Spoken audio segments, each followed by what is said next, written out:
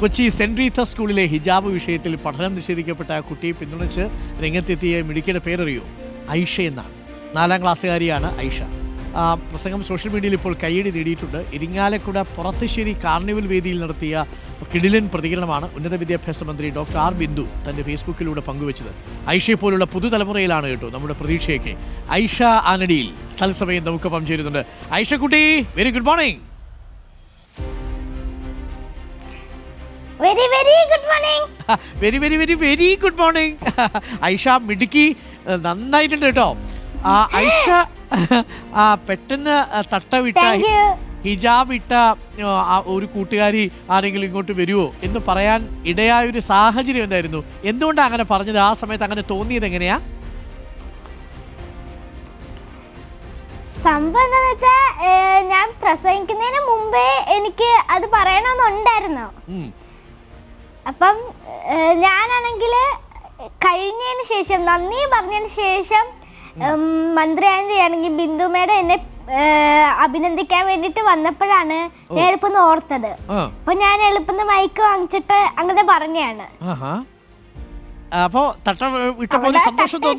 ഞാൻ അങ്ങനെ കണ്ടില്ലായിരുന്നു. അങ്ങനെ ഇട്ടപ്പോ അത് കണ്ടു, പ്രസംഗം കണ്ടു, ഗംഭീര പ്രസംഗമായിരുന്നു അല്ലേ? മോക്ക് എന്താ തോന്നിയത്? ഹിജാബ് ഇട്ട് വന്നൊരു കുട്ടി, മോളെ ഒരു ചേച്ചി, ഇപ്പം 8ാം ക്ലാസ് പഠിക്കുന്ന ആ കുട്ടി ഇപ്പോൾ അവിടുന്ന് TC വാങ്ങിച്ചു പോവുകയാണ് അല്ലേ? ആ വാർത്ത കേട്ടപ്പോൾ മോക്ക് എന്താ തോന്നിയത്? ശരിക്കും തട്ടമിട്ടതിന്റെ പേരിൽ പഠനം നിശ്ചയിച്ചെന്ന് പറയുമ്പോ എന്റെ ഒരു കൂട്ടുകാരിയെ പോലെ ഉള്ളതല്ലേ. അപ്പം എനിക്കൊന്ന് പ്രതികരിക്കണമെന്ന് തോന്നി, അങ്ങനെ ഞാൻ അത് ചെയ്തതാണ്. അവിടെ പിന്നെ തട്ടമിട്ട ആരെയും ഞാൻ അങ്ങനെ കണ്ടില്ല, എന്നാലും ഞാൻ അങ്ങ് പറഞ്ഞേ. ഓക്കെ, മോള് വളർന്നു വരുമ്പോൾ തട്ട ഇടണോ തട്ടോ വേണ്ടോ എന്നൊക്കെ നമ്മൾ തീരുമാനിക്കും. അതിന്റെ പേര് ഈ പഠിത്തം ആരെങ്കിലും കളയാൻ വന്ന കഷ്ടമാണ് അല്ലേ? ഇപ്പൊ തന്നെ എന്റെ സ്കൂളിൽ ഞാൻ പോകുമ്പം അങ്ങനെ തട്ട ഇടാറില്ല എപ്പോഴൊന്നും. ഓക്കെ ഓക്കെ, അതിന് തട്ട ഇട്ടാലും കുഴപ്പമില്ല, തട്ട ഇട്ടില്ലേലും കുഴപ്പമില്ല, ഇനി ഇടുകയാണെങ്കിലും കുഴപ്പമില്ല അല്ലേ? പക്ഷെ അതല്ലല്ലോ പ്രശ്നം, തട്ട വിട്ടതിന്റെ പേരിൽ പഠനം നിശ്ചയിച്ചല്ലേ പ്രശ്നം. മാത്രമല്ല, തട്ട ഇട്ടിട്ട് വരുമ്പോൾ ചിലർക്കൊക്കെ പേടിയാവുന്നു എന്ന് പറയുകയും ചെയ്തു. അത് ശരിയല്ലല്ലോ. അതെ, അവിടെ മോള് തട്ടവിട്ട് നിന്ന സമയത്ത് ഒരുപാട് കൈയിടിയൊക്കെ കിട്ടിയില്ലേ? എന്നിട്ട് മോള് ചോദിക്കുന്നുണ്ട് ആൾക്കാരുടെ അടുത്ത്, ഈ തട്ടവിട്ട് നിൽക്കുന്ന സമയത്ത് എന്നെ കാണുമ്പോ ആർക്കെങ്കിലും എന്തെങ്കിലും തോന്നുന്നുണ്ടോ എന്ന് അല്ലേ? അതെ, പേടിയോ ഭയോ തോന്നുന്നുണ്ടോ എന്ന് ചോദിച്ചു. അങ്ങനെ പേടിയൊക്കെ തോന്നാൻ പാടുണ്ടോ അല്ലേ?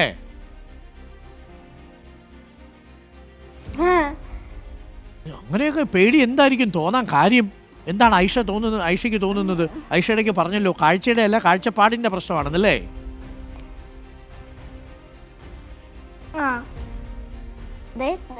പേടി അങ്ങനെ തോന്നുന്നത് എന്താ കാരണം എനിക്ക് അറിഞ്ഞൂടാ. അത് നമ്മളെ സൃഷ്ടിച്ചത് ദൈവം ആണല്ലോ, എന്നിട്ട് ദൈവത്തിന്റെ പ്രശ്നം ഇല്ലാത്ത പ്രശ്നം നമുക്കെന്തിനാ? എക്സാക്ട്ലി, ദൈവത്തിനില്ലാത്ത പ്രശ്നം നമ്മളെന്തിനാ ഈ പ്രശ്നം ഉണ്ടാക്കുന്നത് അല്ലേ? അതെ, എന്നിട്ട് തമ്മിൽ നാട്ടുകാർ ബഹളം ഉണ്ടാക്കുക. ആ കുട്ടി പറഞ്ഞ മോളെ, ഇപ്പൊ എന്റെ സ്കൂളിലാണെങ്കിൽ എനിക്ക് ലക്ഷ്യായും തീർത്തെന്ന് പറയുന്ന കൂട്ടുകാരുണ്ട്. അവര് ഹിന്ദു മതങ്ങളാ, പിന്നെ ഞാൻ അവരോട് കൂട്ടുകൂടാതിരിക്കുന്നില്ലല്ലോ. ഐഷയുടെ ഏറ്റവും അടുത്ത കൂട്ടുകാരുടെ പേരെന്താ? ലക്ഷ്യയും തീർത്ഥയും, ഇവര് രണ്ടുപേരാണ് എന്റെ ബെസ്റ്റ് ഫ്രണ്ട്സ്. ലക്ഷ്യയും തീർത്ഥയും ഐഷയും അല്ലേ? മോള് പഠിക്കുന്ന സ്കൂളിന്റെ പേര് ഒന്നുകൂടി ഒന്ന് പറഞ്ഞേ. CMS LPS. പ്രസംഗ മത്സരത്തിലൊക്കെ പങ്കെടുക്കാറുണ്ടോ ഐഷ? പങ്കെടുക്കാറുണ്ട്. ആണോ? അപ്പൊ അങ്കിൾ ഇപ്പൊ ഒരു വിഷയം തരാം. ഹിജാബ് ഇട്ട പെൺകുട്ടി പങ്കെടുക്കണമെന്നാ വിചാരിക്കുന്നത്. ഹിജാബ് ഇട്ട മിടുക്കി എന്നൊരു വിഷയം തന്നാൽ മോൾ എങ്ങനെ പ്രസംഗിക്കും? ഒന്ന് പ്രസംഗിച്ചേ.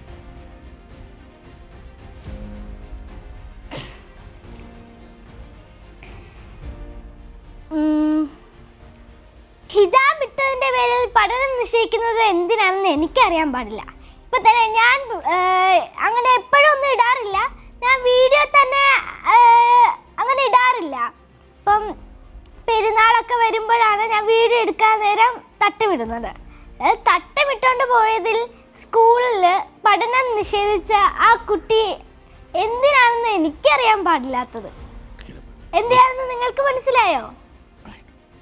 അതാണ് കാഴ്ചയുടെ അല്ല, കാഴ്ചപ്പാടിൻ്റെ പ്രശ്നമാണെന്നാണ് മിടുക്കി പറഞ്ഞത്. മിടുക്കി, മോൾ ഐഷ പഠിച്ച് എന്താവണം എന്നാണ് ആഗ്രഹം?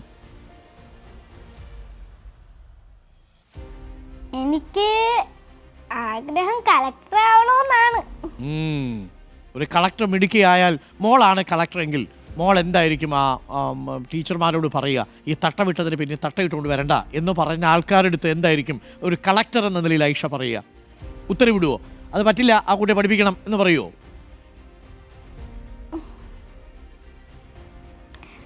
നമ്മൾ പറഞ്ഞ കേക്കണ്ടായോ? എന്നാലല്ലേ പറയാൻ പറ്റൂ.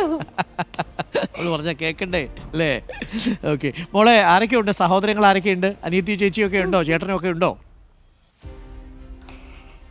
എനിക്ക് ചേട്ടനുണ്ട്, ചേച്ചിയുണ്ട്. Okay okay, very good. അവരും ഒക്കെ പ്രസംഗിക്കുവോ? ചേട്ടൻ 9-ല്, ചേച്ചി 7-ല്. അവര് പ്രസംഗിക്കത്തില്ല, എന്നാലും ചേട്ടല്ലാതെ ഇവിടെ നബിദിന പരിപാടി അതൊക്കെ വരുമ്പോ അങ്ങനെ പ്രസംഗിക്കും. അല്ലാതെ ചേച്ചി അങ്ങനെ പ്രസംഗിക്കാറില്ല. വീഡിയോ ഒക്കെ വരാറുണ്ട് ഇടയ്ക്കൊക്കെ. ഓക്കെ, അച്ഛനും അമ്മയൊക്കെ എന്ത് ചെയ്യുന്നു ഐഷയുടെ? അച്ഛൻ ഡിസൈൻ വർക്ക്. ഓ, അമ്മയോ?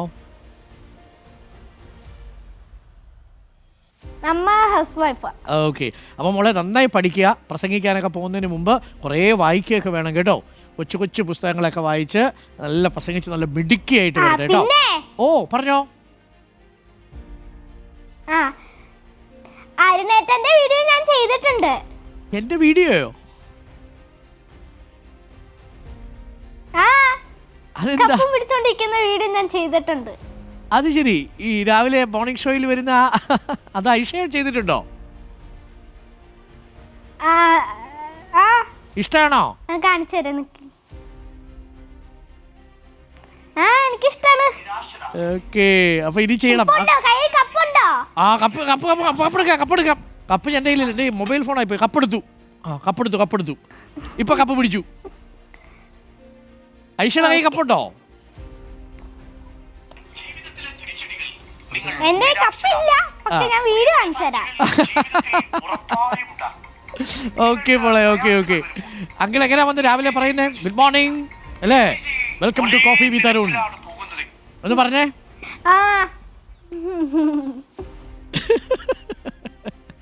ഗുഡ് മോർണിംഗ് എന്നിട്ട് പറഞ്ഞു കേട്ടില്ല. ഓക്കെ, ശരി മോളെ, വിളിക്കേ, കാണുക കേട്ടോ. വാർത്തയൊക്കെ കാണുക, പത്രമൊക്കെ വായിക്കുക.